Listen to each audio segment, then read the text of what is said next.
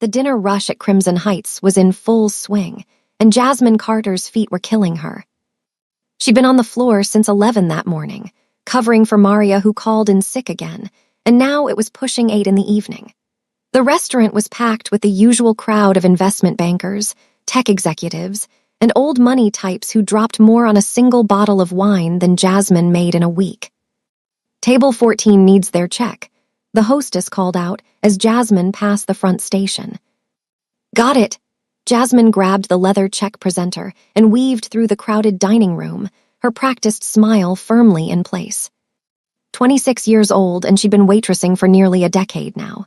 Started at a diner in the Bronx when she was 17, worked her way up to fancier and fancier places until she landed here at Crimson Heights. The tips were good. The clientele was demanding, and every dollar went straight into the savings account she'd opened for Terrence's college fund. Her younger brother was a freshman at Howard University now, living his dream while she worked double shifts to keep him there. Their mother had passed away 14 months ago, cancer eating through her body faster than the doctors predicted. The medical bills had eaten through everything else: Jasmine's nursing school savings, the small life insurance policy, the emergency fund their mother had scraped together over 20 years of working 3 jobs. But Terrence was going to graduate. He was going to have the life their mother wanted for both of them. Jasmine would make sure of it, even if it meant working doubles until her legs gave out. She delivered the check to table 14 with a bright smile, collected the signed receipt with its generous tip, and was heading back to the kitchen when she noticed the commotion near the front. Marcus, the manager, was practically vibrating with nervous energy as he spoke to a tall man in an expensive dark suit. The man had the look of private security, the kind of subtle but unmistakable presence that said he could handle any threat that came his way. "The entire VIP section has been reserved," Marcus was saying. "Everything is prepared exactly as requested." Jasmine's coworker Destiny sidled up beside her. "Girl, you see who's coming in tonight?" "No idea. Some big shot." Destiny's eyes went wide. "Some big shot? Try the biggest. Word is it's some Korean businessman, mega rich, mega private. The kind of rich where nobody even knows exactly what he does, you know what I mean." Jasmine knew what she meant. Crimson Heights attracted all types, including the ones whose money came from places you didn't ask about. "Who's working VIP?" Jasmine asked. "You, apparently. Marcus just told me to switch. He wants the best up there tonight, and you know I can't keep my mouth shut when I get nervous." Jasmine sighed. VIP meant better tips, sure, but it also meant more pressure, more demanding clients, more of everything that made this job exhausting. Still, she couldn't say no. The money was too important. "Fine, let me just finish up my tables and I'll head over." By the time Jasmine made it to the VIP section, it had been transformed. Extra security stood at the entrance, their eyes scanning constantly. The lighting had been dimmed to create a more intimate atmosphere. Fresh flowers had been arranged on every table. And then the party arrived. There were 6 of them in total. 5 were clearly security or associates, hard-faced men in suits who moved with military precision. But the 6th was different. He was tall, maybe 6 feet, with black hair swept back from a face that could have belonged to a model or a movie star. High cheekbones, sharp jaw, lips pressed into a thin line that suggested he rarely smiled. He wore a charcoal suit that fit him like it was made specifically for his body, which it probably was. Everything about him screamed money and power, from the platinum watch on his wrist to the way the other men deferred to him without question. But it was his eyes that caught Jasmine's attention. Dark, intense, cold in a way that made her shiver despite the warmth of the restaurant. Those were the eyes of someone who had seen things, done things, things that regular people couldn't imagine. He was dangerous. She knew it in her bones, the same way she'd learned to recognize danger growing up in the Bronx. You developed instincts when you came from where she came from. You learned to read people, to spot the ones who meant trouble before trouble found you. This man was trouble wrapped in a $10,000 suit. Marcus appeared at her elbow. "Jasmine, you're serving them tonight. Whatever they want, they get. Do not mess this up." "Who is he?" Marcus's face went pale. "His name is Jun-Ho Park. and that's all you need to know, just keep him happy. Jun-ho Park.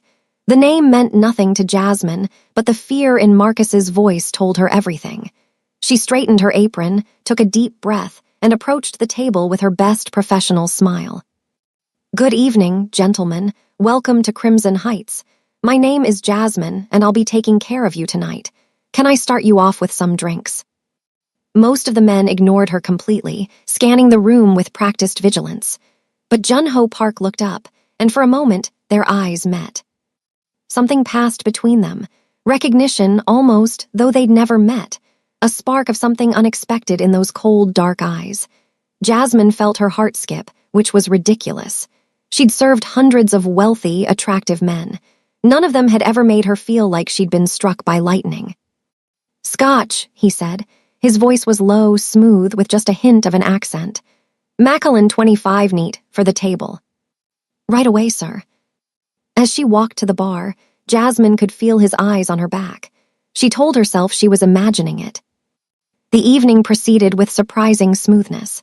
Jun-ho Park and his associates spoke in low voices, switching between English and Korean. They ordered food but barely touched it. The tension at the table was palpable, though Jasmine couldn't determine its source. She kept their drinks filled, cleared plates efficiently, and maintained a professional distance. Every time she approached, she felt Jun-ho's gaze on her, tracking her movements with an intensity that should have been unsettling but somehow wasn't. At one point, she reached across the table to retrieve an empty glass, and her arm passed close to his shoulder. He inhaled slightly, and she could have sworn she saw his expression flicker, that cold mask slipping for just a second. "Is there anything else I can get you, Mr. Park?" she asked. The hint of a smile. "You know my name." The reservation was under Park. "Yet you addressed me personally." He tilted his head, studying her. "Most servers simply call me sir. They're too afraid to use my name." Should I be afraid? The question was out before she could stop it. Jasmine internally cursed her mouth, which had always gotten her into trouble. But Jun-ho Park didn't seem offended. If anything, he looked intrigued. "That depends," he said slowly. "Are you easily frightened?" "Not particularly." "No." His eyes swept over her face, assessing. "I didn't think you were. There's something about you, Jasmine, something different." Before she could respond, one of his associates leaned in to whisper something urgent in his ear. Jun-ho's expression went flat, all trace of warmth vanishing. He gave a curt nod and turned away from her, dismissing her from his attention completely. Jasmine retreated to the server station, her heart pounding harder than it should have been. What was that about, and why did she care? She shook her head, trying to clear it. Rich men flirted with waitresses all the time. It meant nothing. He'd be gone in an hour and she'd never see him again, and that was fine. That was exactly how it should be. The night wore on. Jasmine served other tables, checked on the VIP section periodically, counted down the minutes until her shift ended. She was exhausted, her shoulder aching from an old injury that flared up when she overworked herself. It was nearly 10 o'clock when she noticed the man at the bar. He'd been there for a while, nursing a drink, but something about him had changed. He was sitting differently now, his body angled toward the VIP section. His right hand was inside his jacket. Jasmine's blood went cold. She'd seen that posture before, years ago, when she was 14 and witnessed a shooting outside her apartment building. The shooter had stood just like that in the moments before he pulled his weapon. Casual, unremarkable, and then suddenly deadly. She looked at the VIP section. Jun-ho Park was leaning back in his chair, engaged in conversation with one of his associates. His security team was focused on the entrance, on the other diners, not on the bar. The man at the bar stood up. Time slowed down. Jasmine saw him reach into his jacket, saw the glint of metal, saw him turn toward Jun-ho Park with murder in his eyes. She didn't think. There was no time to think. Her body moved on pure instinct, years of survival reflexes kicking in. "Get down." The scream tore from her throat as she launched herself toward the VIP section. Jun-ho's head snapped up, his eyes going wide as he registered the threat. His security was already moving, but they were too far away. The gunshot was deafening in the enclosed space. Jasmine felt the impact before she felt the pain. Something hot and terrible tearing through her shoulder, spinning her around, dropping her to the ground. Screams erupted around her. More gunshots, glass shattering, bodies moving. She tried to breathe, but her lungs weren't working right. The ceiling lights blurred above her, spinning in lazy circles. Someone was applying pressure to her shoulder, someone else shouting orders. And then Jun-Ho Park's face appeared above her, his cold mask completely shattered. She'd never seen anyone look so shocked, so horrified, so completely undone. "Why?" he demanded. "Why did you do that?" She wanted to answer, but her tongue was too heavy. The pain was really hitting her now, waves of it crashing over her body. She was going to pass out. She knew the signs. "Stay with me," Jun-Ho commanded. "Don't you dare close your eyes, help is coming." But her eyes closed anyway, and the last thing she saw was his face, that cold, dangerous face, twisted with an emotion she couldn't name. Then there was only darkness. If you're watching this right now, please hit that subscribe button. This story is going to take you on a journey you won't forget, and I need to know you're riding with me. Drop a comment and tell me what city you're watching from. It really means everything to me when you engage, and honestly, your support is what keeps these stories coming. Don't scroll past this, just 1 second to subscribe, like, and comment. Thank you, my great family. Now, let's continue. Jasmine woke up in a room that definitely wasn't a hospital.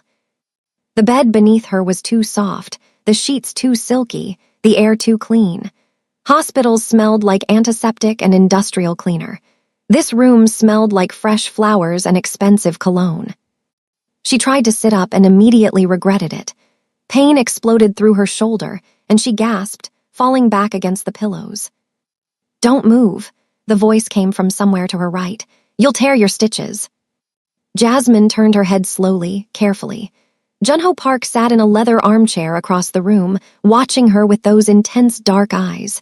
He'd changed clothes at some point, trading the formal suit for a more casual black sweater and slacks. He looked tired. He looked like he hadn't slept. "Where am I?" Her voice came out rough, scratchy. "A private medical facility in Queens. You've been unconscious for 16 hours. 16 hours. Jasmine tried to process that. She remembered the restaurant, the man with the gun, the sound of the shot. She remembered throwing herself in front of a stranger and feeling the bullet tear through her body. Why had she done that?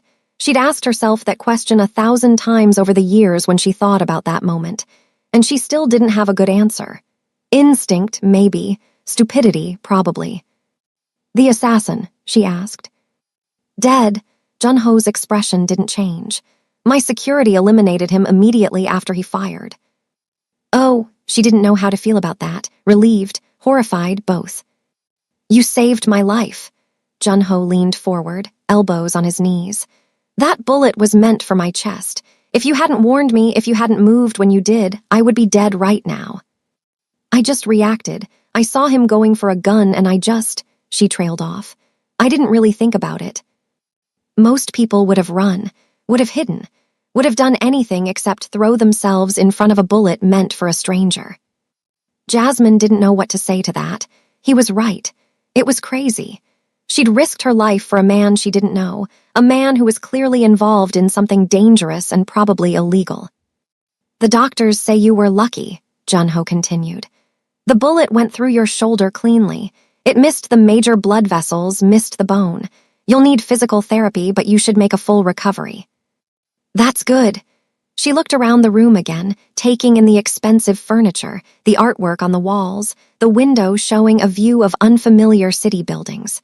"When can I go home?" Something shifted in Jun-Ho's expression. A hardening, a closing off. "That's complicated." "What do you mean, complicated?" "I want to go home. I want to see my brother. I want to go back to my life. The man who tried to kill me was sent by a rival organization." Jun-Ho's voice was calm, controlled, but there was steel underneath. "They were trying to start a war. Because of your intervention, you've been identified as someone connected to me." "But I'm not connected to you. I was just doing my job." "They don't care about the truth. They care about what they saw. A black woman threw herself in front of me and took a bullet meant for my heart. In their eyes, you're mine now. You're a target. Jasmine's blood ran cold. That's insane. That's the world I live in. He stood, moving toward her bed. Up close, she could see the exhaustion in his face, the tension in his shoulders. Your apartment in the Bronx has been under surveillance since last night. If you go back there, you'll be dead within 24 hours. You can't know that. I can, I do. He stopped beside her bed, looking down at her with those unreadable eyes. I'm moving you to my penthouse in Tribeca. You'll be safe there under my protection until this situation is resolved. I'm not going anywhere with you. Jasmine tried to sit up again, ignoring the pain. I don't know you. I don't know what you do or who these people are or why they're trying to kill you. I just want to go home. That's not possible. The hell it isn't. Junho's jaw tightened. You don't understand. The people who sent that assassin, they're not going to give up because their first attempt failed. They're going to try again. And next time they might come for you first, use you to get to me. Then tell them I'm nobody. Tell them I was just a waitress who made a stupid decision. It doesn't work that way. His voice was cold now, flat. In my world, debts matter. You saved my life. That creates an obligation I cannot ignore. Whether you want it or not, you're under my protection now. Jasmine stared at him, rage and fear battling inside her. This wasn't fair.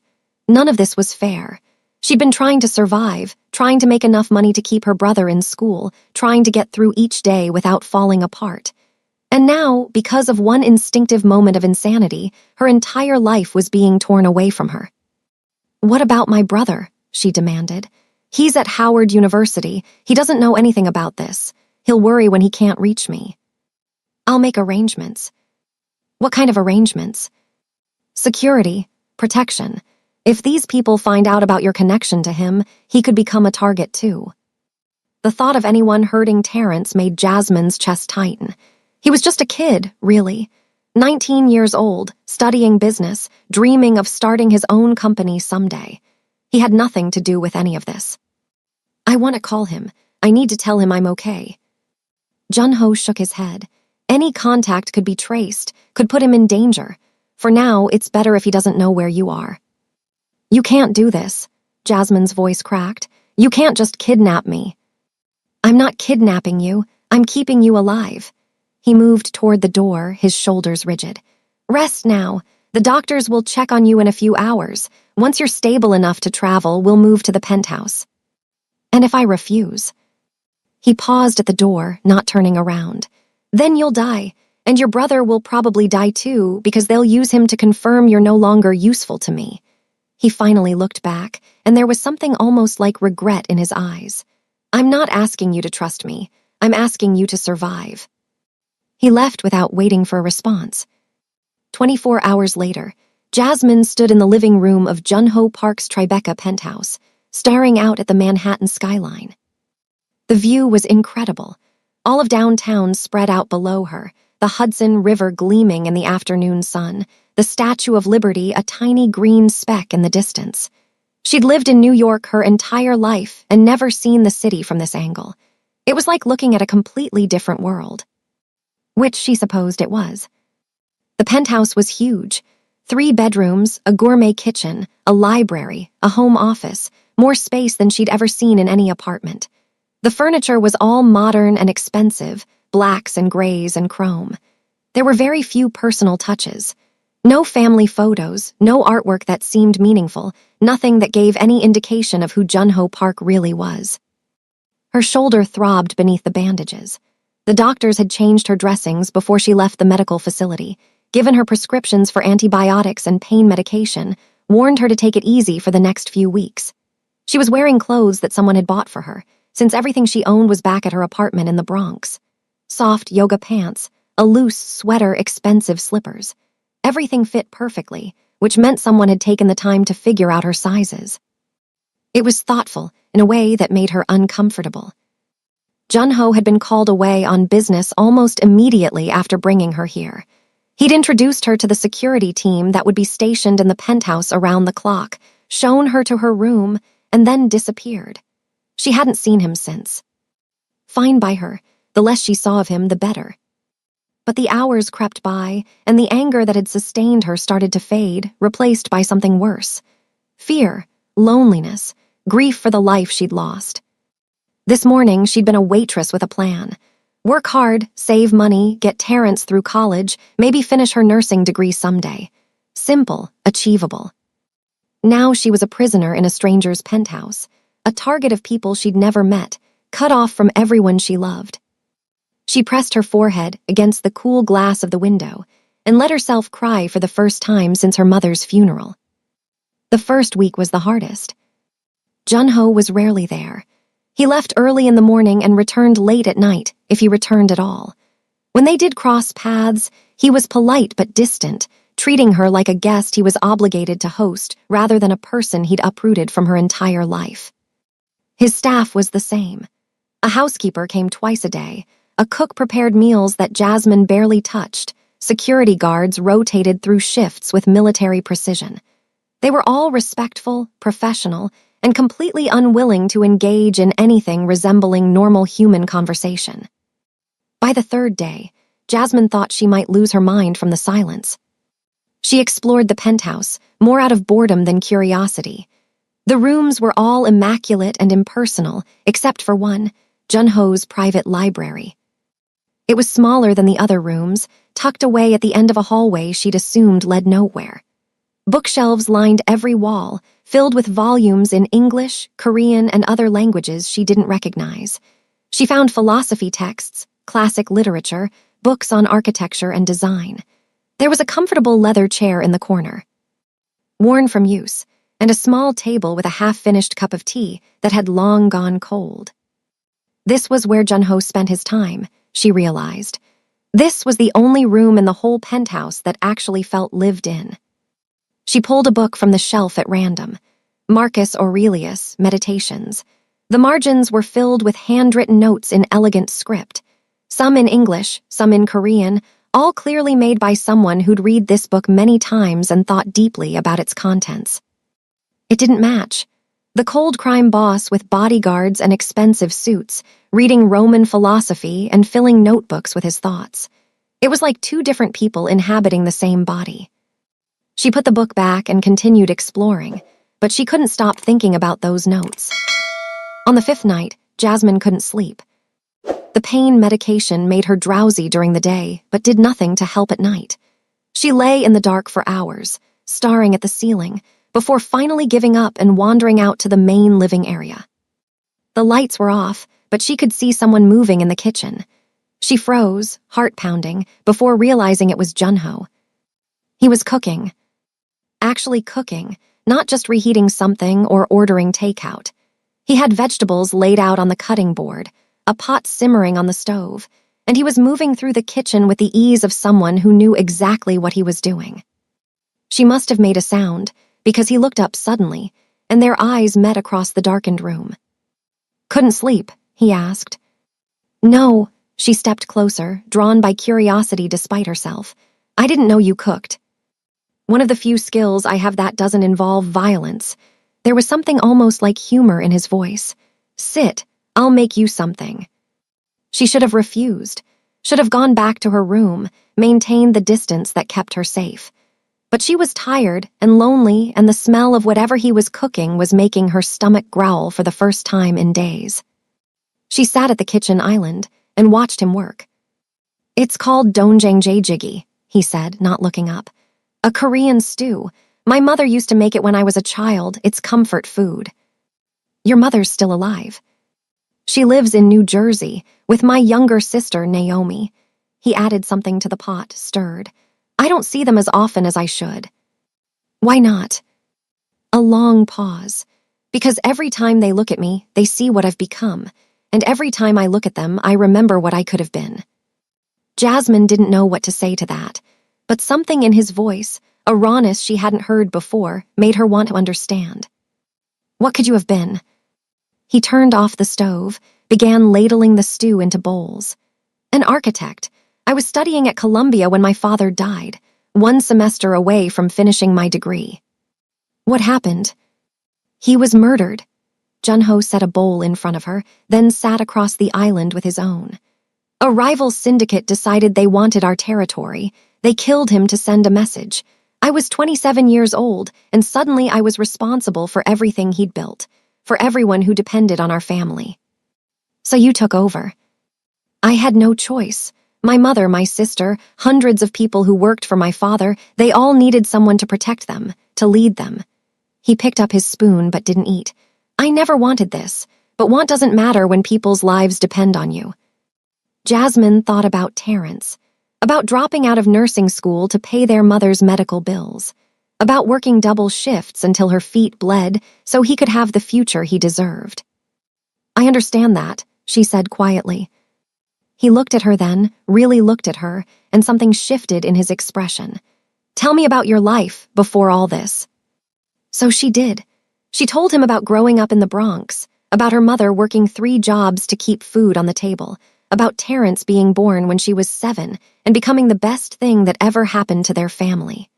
She told him about nursing school, about the dream she'd had of helping people, about watching that dream slip away when the cancer came. I was 1 semester away too, she said with a bitter laugh. 1 semester from finishing, and then everything fell apart. I'm sorry. Don't be, it's not your fault. No, but I'm the reason you can't go back to that life now. He set down his spoon, his expression serious. I meant what I said before. I have resources. I could pay for you to finish your degree once this is over. I don't want your money. It's not charity. It's compensation for what my world has taken from you. It still feels like charity. Jasmine pushed her half-finished bowl away. I've worked for everything I have, everything. And now I'm sitting in a penthouse I didn't earn, wearing clothes someone else bought, eating food someone else cooked. I feel like I'm disappearing. Junho was quiet for a long moment. Then he stood, came around the island, and gently touched her chin, tilting her face up to meet his eyes. You're not disappearing, he said. You're surviving. That's what people like us do. We survive even when everything around us is burning. And then, when the fire dies down, we rebuild. His touch was warm. His eyes were warm too, she realized. Not cold at all, not when he let his guard down. Warm and deep and full of something that looked almost like understanding. Your shoulder, he said, his fingers trailing down to hover over the bandage visible at her neckline. Does it still hurt? Sometimes. May I? She nodded, not trusting her voice. He moved behind her, carefully lifted the edge of her sweater to expose the bandage. His fingers were gentle as he checked the dressing, so gentle she could barely feel them. It's healing well, he murmured. The doctor will be pleased. Junho. He stilled at the sound of his name. Why do you care so much? About me, about my shoulder, about any of this? You could just keep me locked in a room somewhere until the danger passes. You don't have to cook for me at 2 a.m. He was quiet for so long she thought he wouldn't answer. Then his hands dropped from her shoulder, and he stepped back. I don't know, he admitted. But when I saw you fall, when I saw the blood, he shook his head. Something broke in me, something I didn't know could still break. Their eyes met again, and the air between them crackled with tension, with possibility, with the terrifying potential of something neither of them had expected. Get some sleep, he said finally, stepping back. We'll talk more tomorrow. He walked away, and Jasmine sat alone in the kitchen for a long time, trying to make sense of what had just passed between them. 3 weeks, 3 weeks of living in the penthouse. 3 weeks of slow healing and careful conversations, and something building between them that neither would name. Junho had assigned her a personal bodyguard named Diego Martinez, a stocky Puerto Rican man with kind eyes and a quick smile. He was nothing like the other security guards, willing to actually talk to her, to treat her like a person instead of a package to be protected. He's not what you think, you know, Diego said one afternoon, as they sat in the living room playing cards. The boss. What do I think he is? A monster, a criminal, someone who chose this life because he wanted power. Jasmine shrugged, focusing on her cards. I don't think that.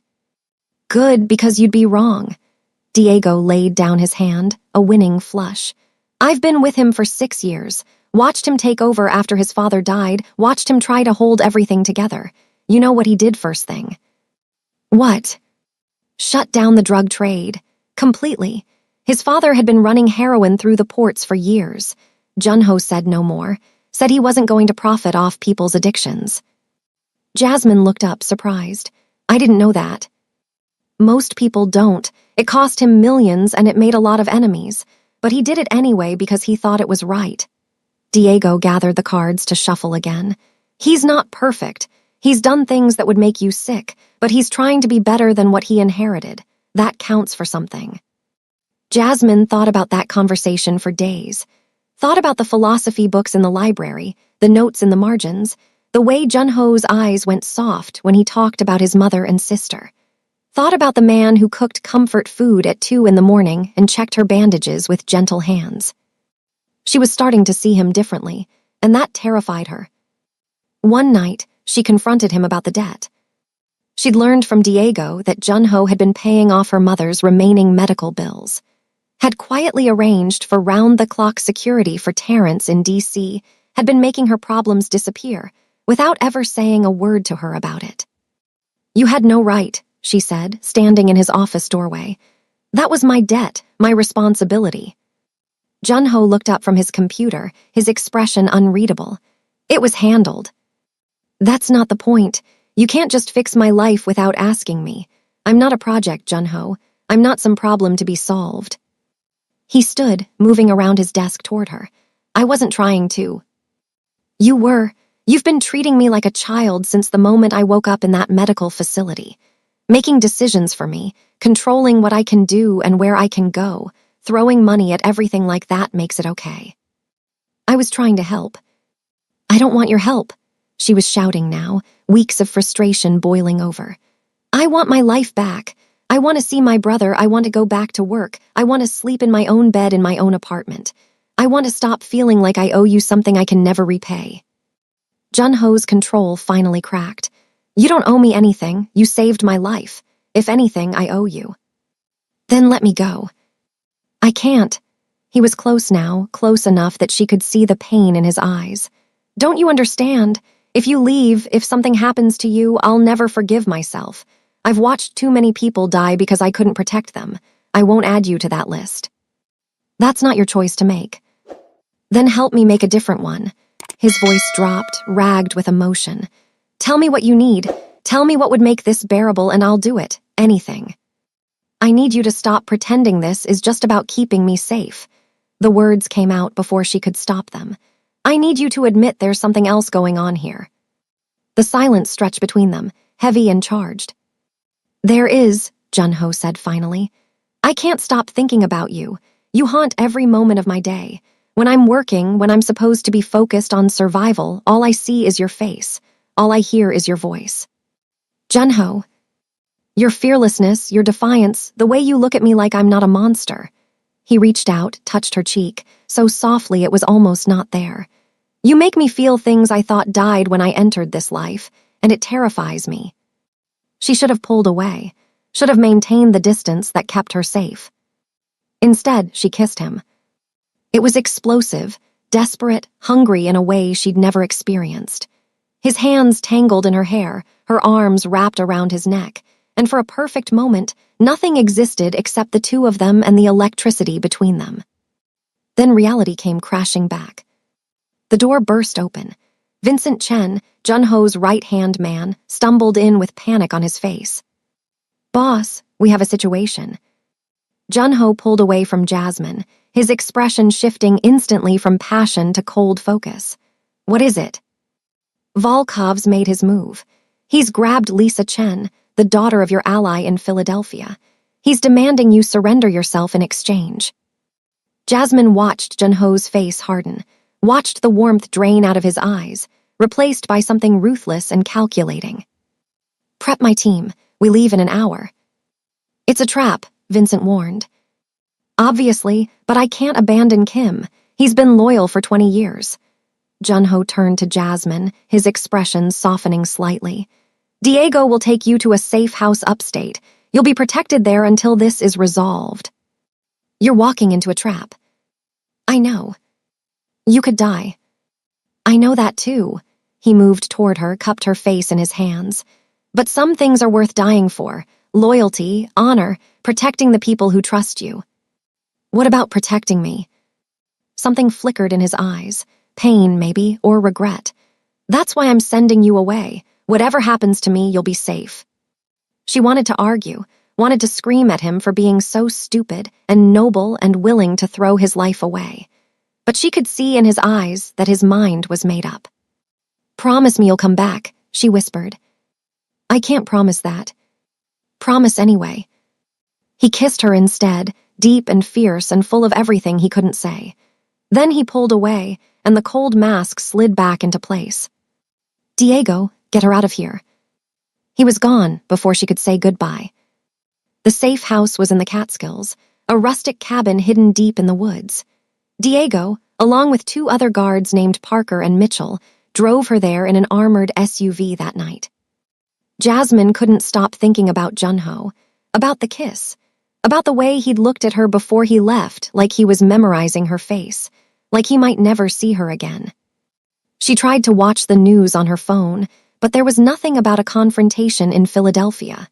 Either it hadn't happened yet, or it was being kept quiet. "He's going to be fine," Diego said, reading her expression. "The boss is tough. He's survived worse than this." "Has he?" Diego's hesitation told her everything.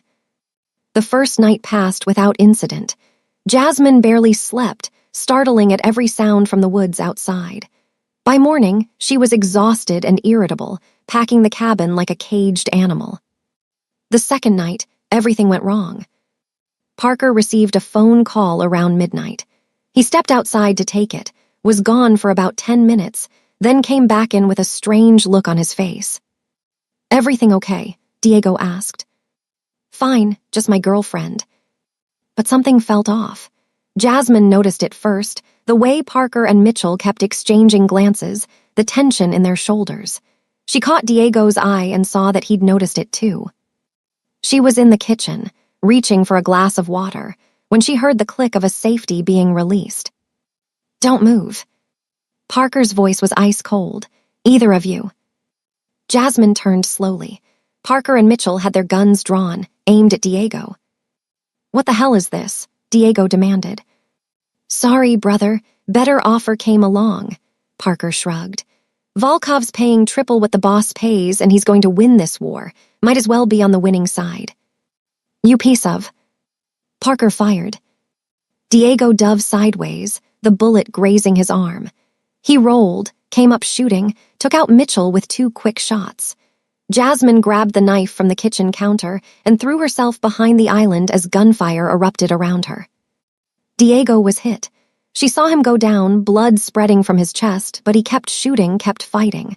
Parker advanced, gun raised, ready to finish him off. Jasmine moved without thinking. She grabbed Diego's backup gun from the floor and fired, hitting Parker in the shoulder. He spun, shocked, and Diego used the distraction to put 2 more bullets in his chest. Parker crumpled. The cabin fell silent. "Diego!" Jasmine scrambled to his side, pressing her hands against the wound in his chest. "Stay with me, stay with me." "Get out of here," he gasped. "There could be more." The front door exploded inward. Jasmine raised the gun, ready to fire, but froze when she saw who was leading the assault. Vincent Chen, with a team of Junho's men. "Clear," one of them shouted. Vincent rushed to Diego's side, took in the scene with sharp eyes. "What happened?" "Parker and Mitchell," Jasmine said. "They turned. They were working for Volkov." Vincent's expression went dark. "Get Diego to the hospital, now." He turned to Jasmine. "You're coming with me. There's a new safe location in Westchester." "What about Junho?" The silence that followed was the worst sound Jasmine had ever heard. "The operation in Philadelphia went bad," Vincent said finally. "The building where they were supposed to meet, it exploded. We found the boss's car destroyed, but no body." "No body" means he could be alive. Or it means there wasn't enough left to find. Jasmine's legs gave out. She collapsed against the wall, unable to breathe. Not Junho, not after everything. Not after she'd finally let herself feel something for him. "We're not giving up," Vincent said. "We're still searching, But right now, my priority is keeping you safe. Those were his orders. He made me swear before he left that no matter what happened to him, you would be protected. He helped her to her feet, guided her out of the cabin, into another armored vehicle. The drive to Westchester was a blur of grief and shock and desperate hope. Alone in her new room, surrounded by guards she didn't know, Jasmine finally let herself fall apart. She cried until there were no tears left, until her throat was raw and her eyes were swollen. Junho couldn't be dead. He couldn't be. She refused to believe it.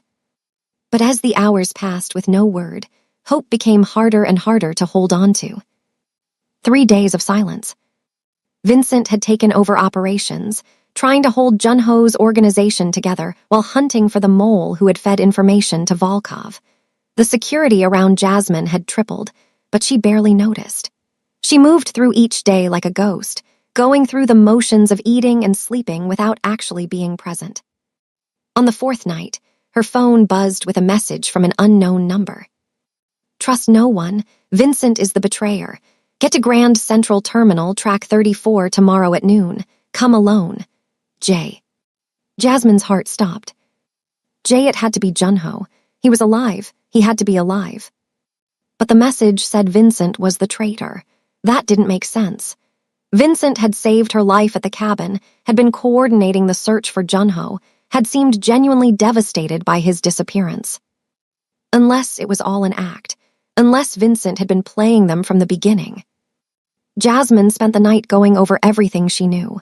The assassination attempt at the restaurant, the ambush in Philadelphia, the traitors at the safe house. Someone high up in Junho's organization had been feeding information to the enemy. If that someone was Vincent, it would explain a lot. But what if this message was a trap? What if someone was using Junho's name to lure her out? She didn't care. If there was any chance Junho was alive, she had to take it. The next morning, she faked a headache, waited for the shift change, and slipped out through a bathroom window. She used the emergency cash Diego had given her to take public transportation into the city, constantly checking over her shoulder for anyone following. Grand Central Terminal was crowded at noon, tourists and commuters filling the main concourse. Jasmine made her way to track 34 and waited, her heart pounding. Noon came and went, nothing. She was about to give up when someone grabbed her arm. Don't scream, don't draw attention, just come with me. It was a young woman, Asian, maybe mid-20s, with Junho's same dark eyes and sharp cheekbones. She was wearing a baseball cap and oversized jacket, trying to blend into the crowd. Who are you? Naomi Park, Junho's sister. Please, we don't have much time. Naomi led her through the station, down a series of service corridors, out a back exit where a car was waiting. They drove for what felt like forever, eventually ending up in Chinatown at a narrow building above a noodle shop. He's upstairs, Naomi said. He's hurt, badly, but he's alive. Jasmine took the stairs 2 at a time. The room was small and dimly lit, makeshift medical equipment scattered around, the smell of antiseptic thick in the air. And there, lying on a narrow bed, barely conscious, was Junho. He looked terrible. Burns covered half his face, bandages wrapped his torso, and his breathing was labored and painful. But his eyes were open, and when he saw her, something like peace washed over his features. You came. She was at his side in an instant, hands checking his pulse, his temperature, cataloging his injuries with the nursing knowledge she'd never forgotten. You're an idiot. You should be in a hospital. Can't, Vincent has eyes everywhere. He tried to sit up, winced in pain. He's the traitor. He's been working with Volkov the whole time. The assassination attempt, Philadelphia, all of it. Why didn't you tell someone? I didn't know for sure until the explosion. Vincent set it up, meant to kill me and take over, but I got lucky. Blast threw me clear. He gestured weakly at his injuries. Mostly clear, anyway. Jasmine's hands were shaking. With relief, with fury, with the overwhelming need to keep him safe. What do we do now? Vincent is meeting with Volkov tomorrow night, a warehouse in Red Hook. They're going to finalize their takeover. Junho's eyes met hers, and she saw the resolution there. I have to be there. I have to end this. You can barely stand. Doesn't matter. It matters to me. She grabbed his hand, squeezed it tight. You almost died. You're going to walk into another trap, and this time you won't be lucky. I can't. Her voice broke. I can't lose you, Junho. He reached up with his good hand, touched her face. I'm already dead if Vincent wins. My mother, my sister, everyone loyal to my father. He'll eliminate them all. I can't let that happen, even if it costs me everything. Jasmine looked at him, this broken, stubborn, impossible man who had turned her life upside down, and she made a decision. Then I'm going with you. Absolutely not. You don't get to decide that. She set her jaw. You need all the help you can get, and I'm not sitting in another safe house waiting to find out if you lived or died. If you're going to that warehouse, so am I. Jasmine, don't argue, you won't win. For a long moment, he just stared at her. Then, incredibly, he smiled. A real smile, warm and full of something that looked a lot like love. Okay, he said, together then. The warehouse in Red Hook was a massive structure on the Brooklyn waterfront, all rusted metal and broken windows. The kind of place where bad things happened and nobody asked questions. Junho had spent the last 24 hours preparing. Naomi had reached out to loyalists within the organization, men who suspected Vincent but had been too afraid to act. Diego had discharged himself from the hospital against medical advice, insisting he wouldn't miss this fight. Together, they'd assembled a small team of fighters they could trust absolutely. But they were still outnumbered. Vincent had been consolidating power for days, and Volkov's men were professionals. If this came down to a straight fight, they would lose. So they needed a different approach. I'll be bait, Jasmine said during the planning session. They think I'm important to you. If one of your loyalists pretends to capture me and deliver me to Vincent, it'll draw them both out. No. It's the best option. I said no. And I said you don't get to decide for me. Jasmine stepped forward, took his hand. I'm not afraid, Junho, and this plan gives you the best chance of getting close enough to end this. He looked at her for a long moment, every objection written on his face. Then he exhaled. I hate this. I know. If anything happens to you. It won't, you'll make sure of it. The night of the operation, Jasmine was driven to the warehouse with her hands bound, a convincing captive. The loyalist pretending to deliver her was a man named Steve, one of Junho's oldest associates who had known his father. The warehouse was lit by industrial floodlights, casting harsh shadows across the concrete floor. Vincent was there, looking satisfied and smug, along with Volkov and over a dozen armed men. Well, well, Vincent said, as Steve shoved Jasmine forward. The waitress who started all this trouble. You've been surprisingly difficult to find. She was at the upstate location, Steve lied smoothly. Took some doing, but I got her out. Vincent studied him for a moment, then nodded. Good work. Volkov, this is the insurance I mentioned. She's valuable to Junho, or she was. Since he's dead now, I'm not sure what to do with her. Use her to flush out the remaining loyalists, Volkov suggested. His Russian accent was thick, his eyes cold. Anyone still attached to the Park legacy will come for her. My thoughts exactly.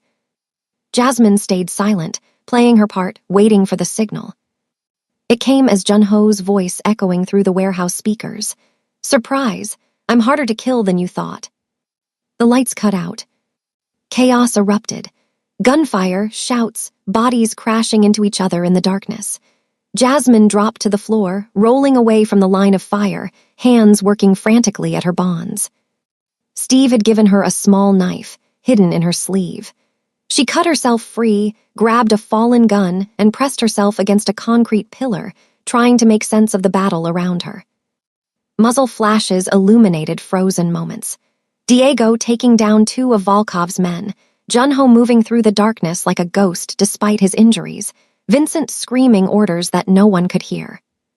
Then the emergency lights kicked on, bathing everything in red, and Jasmine found herself face to face with Vincent. He grabbed her before she could react, twisted the gun from her hand, pulled her against him as a human shield. His own weapon pressed against her temple. Junho, Vincent's voice echoed through the warehouse. "Show yourself or I kill her." The gunfire died down. Slowly, Junho emerged from the shadows, his gun raised, his face a mask of cold fury. "Let her go, Vincent." "Why, so you can kill me?" Vincent laughed bitterly. "I don't think so. You know what your problem is. You're soft. You always were. Your father knew how to be ruthless, but you—" He shook his head. "You're weak." "Mercy isn't weakness. It's a choice. It's naivety, and it's why you were always going to fail." Behind Vincent, Jasmine saw movement. Volkov, wounded but still mobile, was raising his gun toward Junho's back. She reacted on instinct, stomped hard on Vincent's foot, dropped her weight, rolled away. Vincent's shot went wide. Junho spun and fired, hitting Volkov's center mass. Diego emerged from nowhere to put 2 bullets in Vincent. And then it was over. Vincent fell. Volkov collapsed. The remaining enemy fighters surrendered or fled. Junho stood in the center of the warehouse, swaying on his feet, his gun still raised. Jasmine ran to him just as his legs gave out, catching him before he hit the ground. "You're okay," she said. "We did it, it's over." "Jasmine," his voice was fatting. "Stay with me, just stay with me." Sirens in the distance. Help coming. She pressed her hands against his wounds and prayed to anyone listening that she hadn't saved him twice just to lose him now. The private hospital in Connecticut was quiet at 3 in the morning. Jasmine sat beside Junho's bed, holding his hand, watching the steady rise and fall of his chest. He'd been in and out of consciousness for 2 weeks, fighting infections from his burns and complications from the gunshot wounds. More than once, the doctors had warned her to prepare for the worst. But Junho was stubborn. He'd always been stubborn. Tonight, for the first time, his eyes were clear when he woke up. "You're still here," he murmured. "Where else would I be?" He smiled weakly. "Go get some sleep. You look terrible." "Wow, charming." "I mean it." His fingers tightened around hers. "You've been here every day, every night. The nurses told me. Someone had to make sure you didn't die. After all that trouble I went through to save you." He laughed, then winced. "Don't make me laugh. Everything hurts." She leaned forward, brushed the hair back from his forehead. "The FBI came by again today. They want an answer about the deal." Junho's expression sobered. The federal agents had shown up 3 days after the Red Hook confrontation, armed with evidence and ultimatums. Cooperate, provide information on rival organizations and corrupt officials, and they'd reduce his charges. He'd serve time, but not life. It was more than he deserved, and far less than he deserved, the paradox of his life. "What do you think I should do?" he asked. "I think it's not my decision to make." "But if it were?" Jasmine was quiet for a long moment. "I think you've spent your whole life trapped by choices you didn't make. Your father's death, the organization, all of it. This is a chance to choose something different, to be the person you wanted to be before duty got in the way." "The person I wanted to be is an architect, not an inmate." "You could be both, eventually." She traced circles on the back of his hand. "Your sister came by yesterday. She said she's tired of living in fear, your mother too. They want this to end. They want you to have a life outside of this." "And what about you?" His eyes searched her face. "What do you want?" "I want you to be free, really free, not just out of prison, but free from everything that's been weighing you down." She brought his hand to her lips, kissed it gently. "I'm going back to nursing school, finishing my degree, building a life I can be proud of. Whatever you decide, I'll be okay. But I'd rather build that life with you in it, whenever you're ready." Junho closed his eyes, and for a long moment she thought he'd fallen asleep again. Then he spoke, his voice barely a whisper. "I'll take the deal." She exhaled, relief flooding through her. "Yeah." 3 years, they said, maybe less with good behavior. He opened his eyes, met her gaze. "Will you wait for me?" "I told you before. I didn't take a bullet for you just to walk away when things got hard." "That's not an answer." Jasmine leaned down and kissed him, soft and sweet and full of promise. "Yes," she said against his lips. "I'll wait." 3 years later. The correctional facility in upstate New York looked different in spring. the surrounding trees green and full of life instead of bare and skeletal. Jasmine had made this drive dozens of times over the years, in every season, in every weather. She knew every mile of it by heart. But today was the last time. She parked in the visitor lot and waited, her heart hammering in her chest. She was wearing the scrubs she'd put on that morning for her shift at Mount Sinai, before leaving early with her supervisor's blessing. In her pocket was the silver ring Junho had given her before he surrendered to custody, the promise she'd worn on her right hand for 3 years. The door opened, and there he was. He looked good, healthy. The burns on his face had faded to faint scars, and he'd put on muscle from the gym time that was one of the few privileges in minimum security. But it was his expression that made her breath catch, open and hopeful and almost young in a way she'd never seen before. He walked toward her slowly, like he couldn't quite believe she was real. "Hi," she said. "Hi. So you're free." "I'm free." He stopped in front of her, close enough to touch but not touching yet. "You look different, good different, happy different." "I am happy," she smiled. "I finished my degree. I'm working at Mount Sinai. I have my own apartment. Terrence graduated top of his class at Howard, and he's starting a business with some friends." "I know, you told me, every visit." "Then why do you look so surprised?" "Because I kept waiting for you to come tell me you'd met someone else. Someone who could give you a normal life. Someone who wasn't." He gestured at himself, at the facility behind him. "This." Jasmine stepped forward, took his face in her hands. "I met someone once. He cooked me comfort food at 2 in the morning and told me I was brave. He made me feel like I wasn't just surviving anymore, like I was actually living. And I've been waiting for him to get out of prison so I can spend the rest of my life with him." Junho's eyes glistened. "Jasmine." "Take me home, Junho. We have a lot of time to make up for." He kissed her then, 3 years of longing pouring out in a single moment. Around them, other released inmates reunited with their families, laughter and tears mixing in the spring air. They drove back to Manhattan together, holding hands across the center console. Junho told her about his plans, the architecture firm that had agreed to hire him on supervised probation, the affordable housing projects he hoped to work on, the life he wanted to build. That night, they went to dinner at a small Korean restaurant in Queens. Nothing fancy, just real and perfect.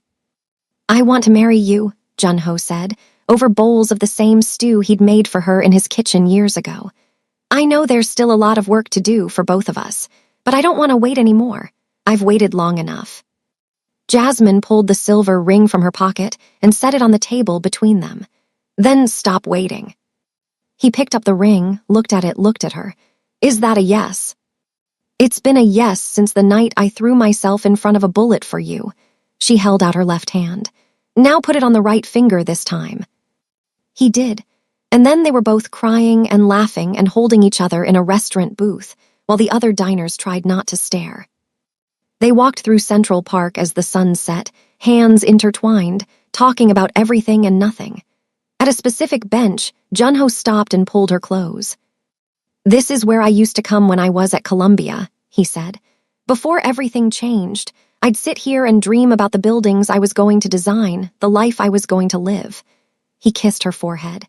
"I never imagined it would include you, but I'm so glad it does." "I love you, Junho." "I love you too, Jasmine, more than I ever thought I could love anyone." They walked away together as the city lights flickered on around them, two people who had found each other in violence and chosen love despite everything. 1 year later. Jasmine adjusted her stethoscope and checked the time. 5 minutes until her lunch break. Perfect. She finished up with her patient, a sweet elderly woman who reminded her of her mother, and headed down to the hospital's main entrance. Junho was already there, wearing a hard hat and dusty work clothes, a grin spreading across his face when he saw her. "How's the housing project?" she asked, as he pulled her into a hug. "Ahead of schedule. We break ground on Phase 2 next month." They found their usual bench in the small park across the street and unpacked the lunch he'd brought.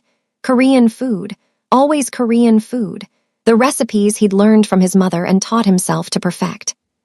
"Terrence called this morning." Jasmine said between bites. His company just landed their first major client. That's amazing. He's going to do great things. He learned from the best, she smiled. His big sister, obviously. Junho laughed. Obviously. They ate in comfortable silence for a while, watching office workers rush past, enjoying the warmth of the spring sun. Jasmine's ring caught the light, sending little sparkles dancing across their laps. We should have Mom and Naomi over for dinner this weekend, Junho said. I want to try that new recipe I found. Sounds perfect. She leaned against him, his arm wrapped around her shoulders. 4 years ago, she'd been a waitress working double shifts, barely surviving. Now she was a nurse, a wife, part of a family she'd never expected to have. Life wasn't perfect. Junho still had 2 more years of probation. The scars from his burns sometimes ached on cold days. Jasmine still had nightmares occasionally, flashes of gunfire and blood. But they had each other. They had love. They had a future they were building together, one day at a time. Hey, Junho said softly. Yeah. Thank you for saving my life, for waiting, for everything. Jasmine tilted her face up to kiss him. Thank you for being worth saving. They finished their lunch, kissed goodbye, and went back to their separate days. Her to the hospital, him to the construction site where affordable homes were rising from the ground. 2 people who had started as strangers, brought together by violence, transformed by love. And they lived, not happily ever after because life doesn't work that way, but happily enough. Happily together, happily in love. That was more than enough. Thank you for watching to the end. Please remember to click the subscribe button and make sure you like this video, and tell me in the comments where you're watching from. Thank you.